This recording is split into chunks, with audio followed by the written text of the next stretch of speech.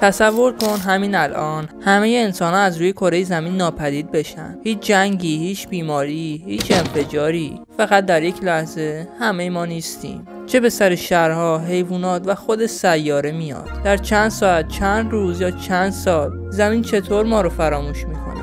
در ادامه به همه این سوالا پاسخ خواهیم داد. در چند ساعت اول سقوط مطلق همه جا رو میگیره. هواپیمایی که در آسمون بودن بدون خلبان سقوط میکنن و ماشینا متوقف میشن. چراغا کم کم خاموش میشن و چون نیروگاه‌ها بدون کنترل باقی میمونن، برق قطع میشه و تاریکی روی زمین پخش میشه.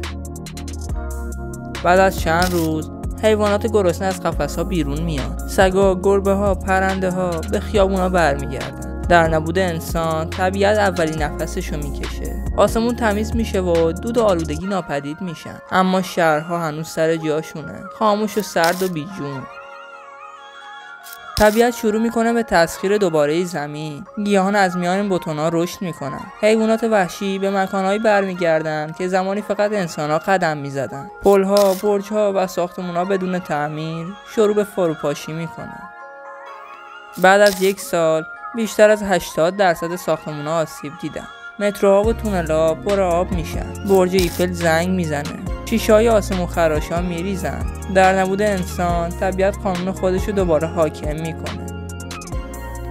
شهرها حالا قلمرو حیواناتن. گرگ‌ها در خیابونای پاریس، فیل‌ها در جاده‌های هند و پرندگان در آسمان‌های نیویورک. ساختمان‌ها یکی یکی فرو میریزن. تنها نشانه‌ای که از انسان مونده لاشه‌های ماشین‌ها و یادگاری‌های آهنی هستند. در 100 سال تقریباً هیچ اثری از تمدن ما باقی نمیمونه.